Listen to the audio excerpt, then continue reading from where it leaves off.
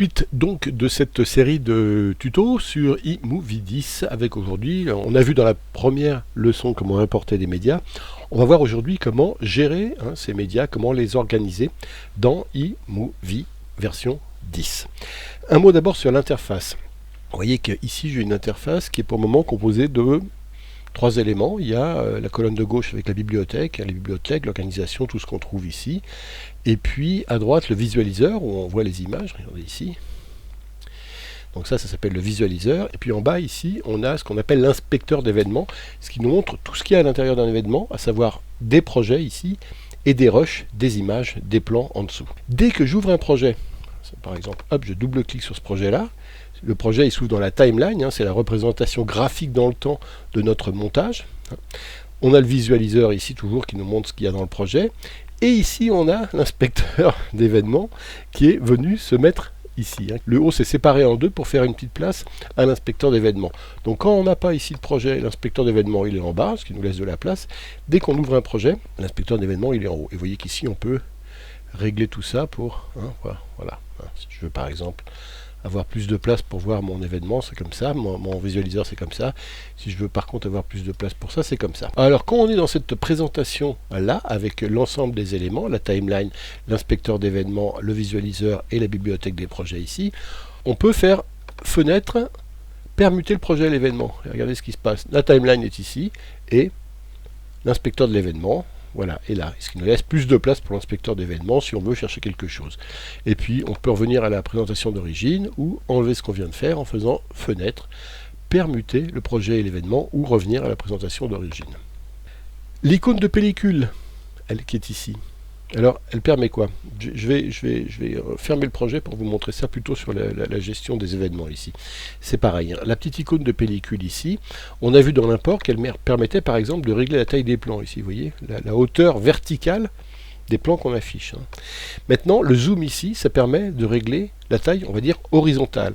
À savoir, 10 secondes d'image seront représentées sur combien de centimètres. Par exemple, là, je suis sur 1 minute, ça veut dire quoi aussi sur 2 minutes 2 minutes, ça veut dire qu'un petit carré ici, ce qu'on appelle une vignette ici, il y a là-dedans 2 minutes d'image, dans ce petit carré-là. Puis ensuite, 2 autres minutes, donc là j'ai 2, 4, 6, 8, 10, 12, et un peu plus de 12 minutes, 16, 18, et voilà, entre 18 et 20, puisque j'ai des pas de 2 à chaque fois. Et effectivement, quand c'est pas complet, là je suis à 19,1, ça s'arrête au milieu. Alors on utilise souvent le zoom pour se balader dans les clips facilement, pour avoir une vision globale ou pour chercher une image précisément. Si je veux chercher une image précisément, je vais aller par exemple faire 5, 10 secondes. Alors là, chaque carré, vous voyez, fait 10 secondes. Et là, je peux chercher très précisément le début de la magnifique grimace que fait Sandrine Quétier ici. Et par contre, si je suis en train d'organiser un petit peu et de chercher ce que je veux comme image dès le début, je vais plutôt prendre un affichage comme ça qui me permet de voir dans mes images où j'en suis ici. Alors, un petit coup d'œil maintenant sur les bibliothèques. Vous savez qu'on peut facilement renommer une bibliothèque. Par exemple, c'est iMovie Library, je vais l'appeler. Donc je clique une fois pour la sélectionner une autre fois comme ça. Et je vais l'appeler, c'est mon disque interne, donc c'est librairie interne.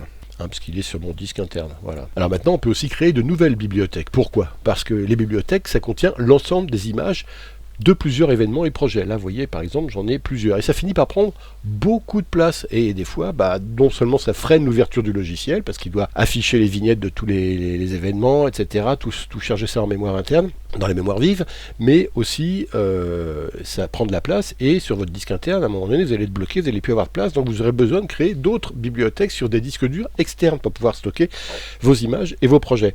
Alors vous voyez, j'ai créé moi par exemple une autre bibliothèque ici, sur un disque externe, mais si vous voulez en créer une, on peut en créer une autre par exemple, c'est pas compliqué, on fait ouvrir la bibliothèque et là, nouvelle bibliothèque. On me propose de l'appeler comment? Alors je vais l'appeler par exemple archive travail, puisque j'avais fait une archive famille, donc voilà, ça c'est mes archives de films professionnels que je vais mettre là, et je vais la mettre dans un disque où j'ai de la place, dans ce disque média, vous voyez, ça c'est mon disque où j'ai mon système, donc l'équivalent du disque interne chez vous. Moi comme je suis sur un Mac Pro, j'ai plusieurs disques à l'intérieur, mais voilà, celui-là c'est mon disque média où je mets mes images, Je voyais que j'ai pas mal de choses, j'ai des éléments qui datent de FCP7, j'ai des éléments de Final Cut Pro 10, et voilà, des éléments aussi de iMovie. Donc j'enregistre cette nouvelle librairie, ici, je vais la taguer d'ailleurs, travail, hein, et je l'enregistre ici, cette nouvelle librairie, dans le disque média. Et donc vous voyez, j'ai maintenant une archive travail avec un événement créé par défaut. On peut aussi créer des bibliothèques relatives à un projet précis. Hein. Par exemple, l'ensemble des images et des films que vous allez consacrer à un de vos enfants. Vous pouvez ouvrir une bibliothèque que vous appelez mon enfant, Jérémy ou Nathalie, je sais pas. Et voilà, et tous les films relatifs à Nathalie ou à Jérémy, vous les mettrez dans la bibliothèque Jérémy ou Nathalie. Et ensuite, on peut ouvrir, hein, donc je peux fermer par exemple mes autres bibliothèques. Hein, si je fais ça et que je fais fermer la bibliothèque Archive Média, si je fais ça et je fais fermer la librairie interne, je ferme la librairie interne. Voilà. Donc j'ai plus que celle-là. Et à l'ouverture d'eMovie, si je fais POMQ eMovie, regardez, si je fais ouvrir eMovie, il est où mon eMovie? Il est là, avec la touche Alt, regardez ce qui va se passer.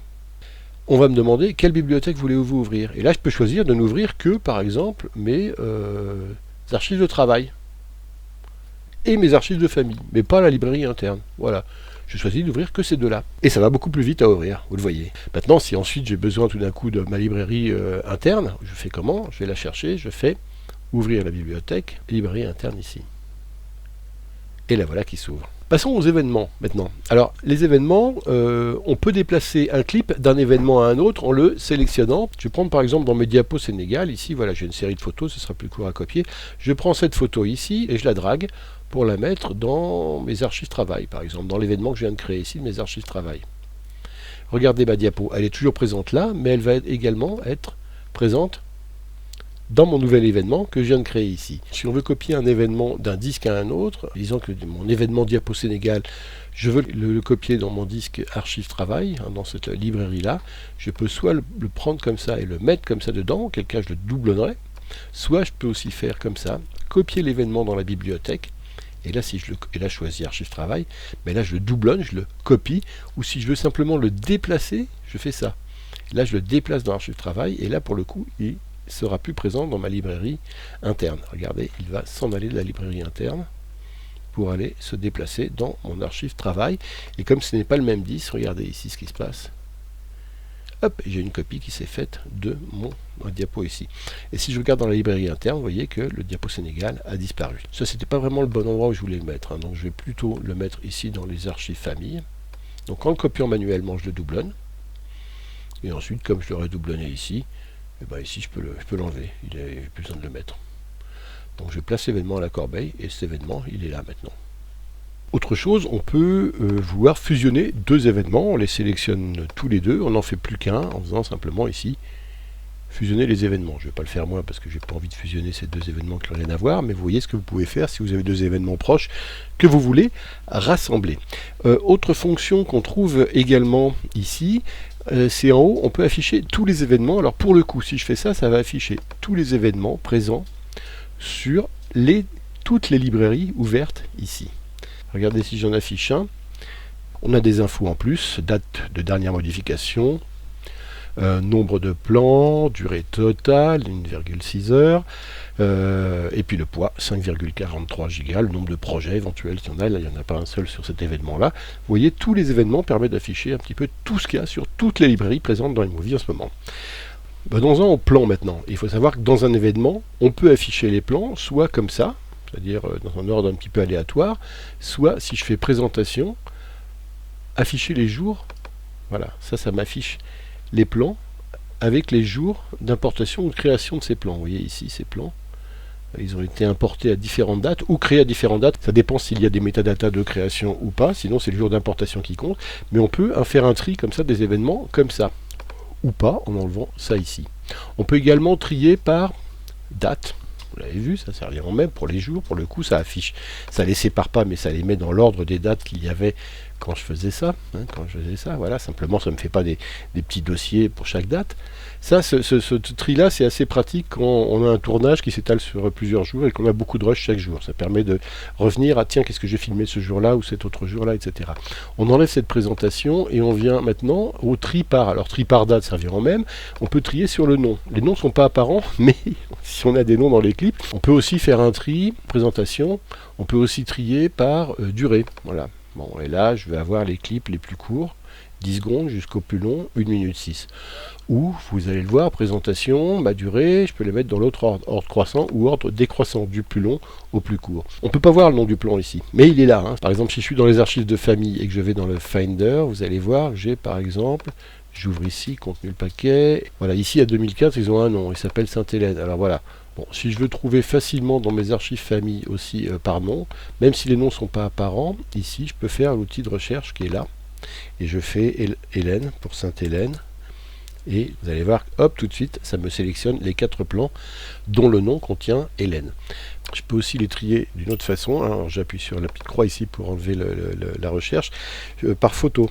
Si je veux voir que les photos, voilà, j'affiche photo et regardez, ce sont les photos présentes sur la bibliothèque Famille Archive. On peut accéder à l'outil de recherche aussi en faisant POMF. Vous voyez ici, si je fais édition, regardez, je recherche ici ou POMF, qu'est-ce que ça me fait quand je clique ça? Je m'attends à voir surgir en fait un élément de recherche, mais non, ça me place juste le curseur ici. Regardez, si par exemple mon curseur est là, regardez si je fais POMF où il va aller, je vous mets d'avance la petite loupe, pouf, il va sur la petite loupe quand je fais POM F, ne vous attendez pas à voir surgir un outil de recherche. Voilà. Enfin, un petit mot sur les mots-clés qui existaient dans les versions précédentes. Si vous avez placé des mots-clés sur d'anciennes versions d'iMovie de projet, ils existent toujours, ces mots-clés. Ils peuvent donc être utilisés si vous avez une recherche à faire avec cet outil-là. Mais ce qu'il faut savoir, c'est que la fonction mots-clés a disparu de cette version, donc on ne peut plus en rajouter dans cette actuelle version. Là encore, je pense que c'est quelque chose qui va être amélioré, je l'espère, dans les futures versions d'iMovie, parce que c'était quand même bien la fonction mots-clés. Je trouve que c'est dommage de l'avoir enlevé. Voilà, c'est fini pour aujourd'hui. Le prochain coup, on attaque, vraiment, on met les mains dans le cambouis, on attaque le montage cette fois-ci. Merci et à bientôt.